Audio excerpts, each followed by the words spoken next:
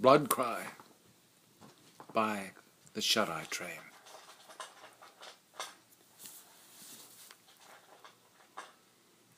On the wings of the raptor, Dr. Dream rises to an altitude above the fray.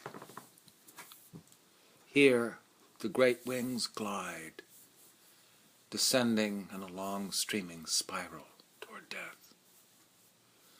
This is a place of silent music, where one hears the deep harmonic unsounding that trails the coda. The great wings have sung all their songs.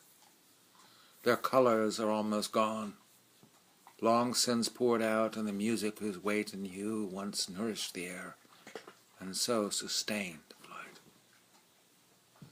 But now the air colors are also fading away, and the great wings must come slowly down. Still, they live. Their eyes roam the earth in search of great wing hosts. A doomed vessel may sometimes win through to port, but for the great wing there can be no saving landfall. Its harbors have sunk into the sea. Volcanoes have ceased to mold heart fire into rock where its anchors, and in all the swallowed world, its eyes can never again sight home between the gray and gray of sea and sky. Bloodcry of the raptor, scream of the murdered air, sucked inside dead, greedy lungs, burned and wasted on the ground. The ashes scatter to the winds. This carbon refuse fills the ecosphere, and even on the very bluest days we can, if we hold paper to the wind, catch some bits and pieces of the whole, can reconstruct or reinvent the broken pattern. Ashes in the wind, words on paper, and a cushion of sooty remains.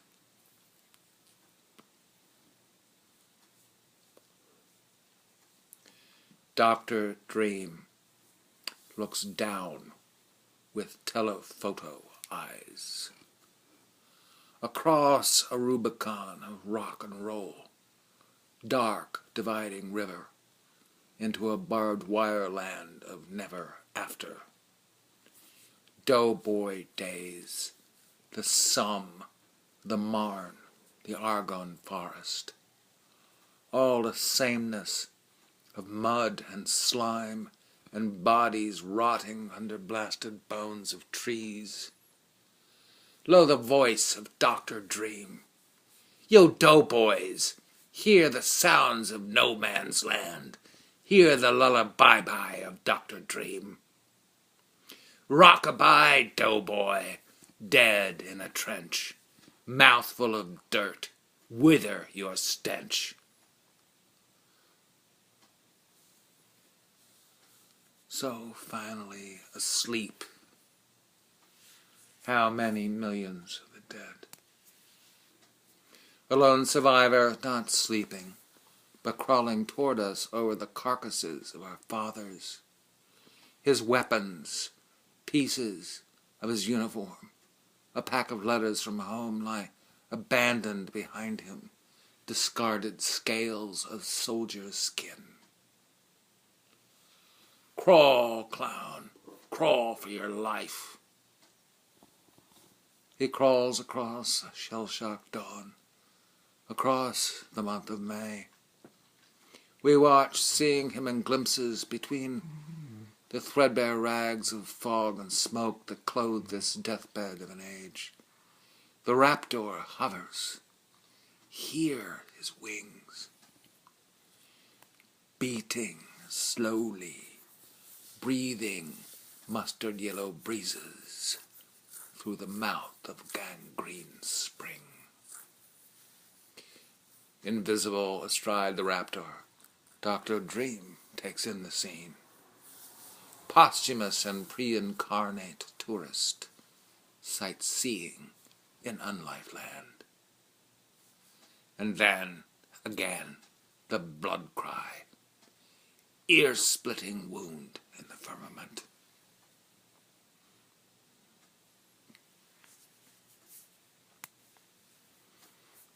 Rising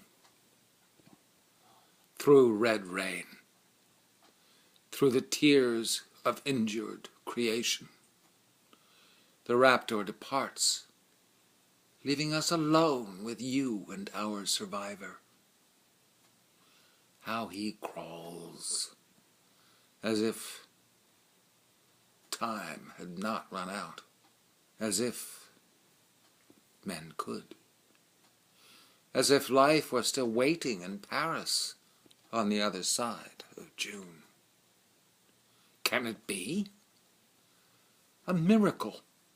Paris, breathing in the spring.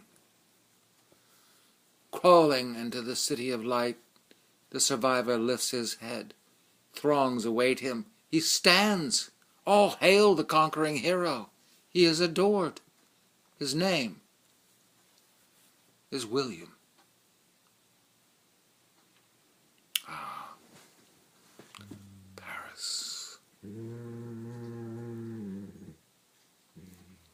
3 months later, William is installed in a maison on the Boulevard Frenetique, where his salon is besieged all day long by visitors, admirers, artistes.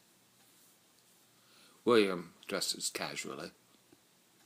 He talks about the war and the transcendent enlightenment he experienced during his belly crawl to safety. He opens his hand. Inside it, cradled in the damp palm, is a munitions factory.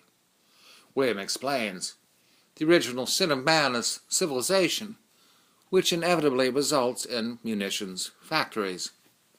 All efforts of man, all roads of the mind, all prayers of the soul lead only to munitions factories. Then William slowly closes his hand, tighter, until rubble sprinkles from his fist. Voici le triomphe de Guillaume. Zut alors! William is given a victory. Parisians line the streets to doff their berets at the man in the chariot. In accordance with tradition, William has a laurel on his brow and a fool at his side to whisper in his ear. Victory lasts but a day. Tomorrow is forever, and on one of those tomorrows you will surely die.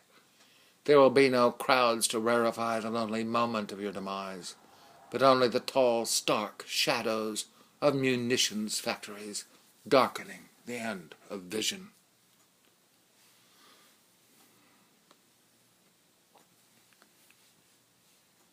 Too soon, Paris comes up short on joie de vivre.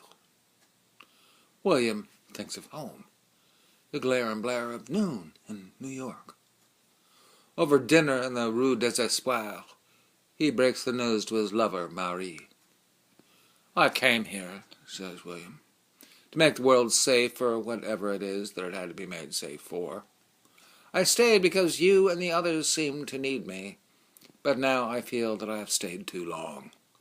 When I drink champagne in a sidewalk cafe, I find myself yearning for the smell of beer at the Polo Grounds.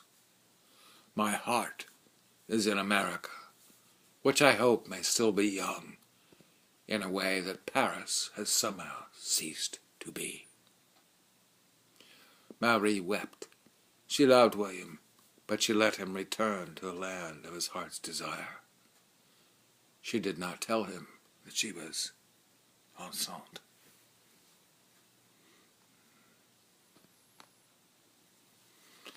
At home, William submitted the novel he had written in Paris to a prestigious publishing house in Manhattan. His book was a success. He became famous. He bought a Packard and 2 years later died in a head-on collision somewhere in Connecticut. The news of his death never reached Marie, who some days before had sought eternal solace in the sun, but only after having first wrapped William's son in a cardboard box and mailed him to America. Unpacked in the office of William's literary agent, William's son had the great good fortune to be adopted by that gentleman and his wife, who, lacking children of their own, loved the foundling with a fierce and unremitting intensity. It was the 20s, a time when reset. On parallaxophone, Reedy Weeks recalls the roaring 20s, a time when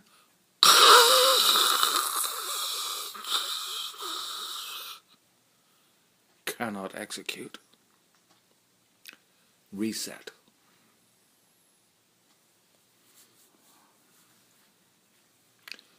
Calling Dr. Dream? Calling Dr. Dream. This is the Shuteye Train. Calling Dr. Dream. The raptor has departed. The vision fades, the story sputters and stalls. Alone we are not equal to this task. Come to us, Dr. Dream. Be our voice. Help us bridge the chasm of time.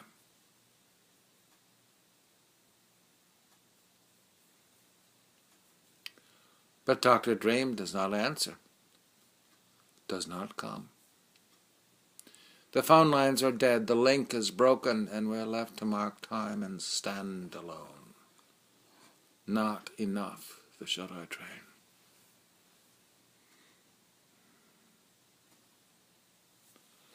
We are not nearly enough.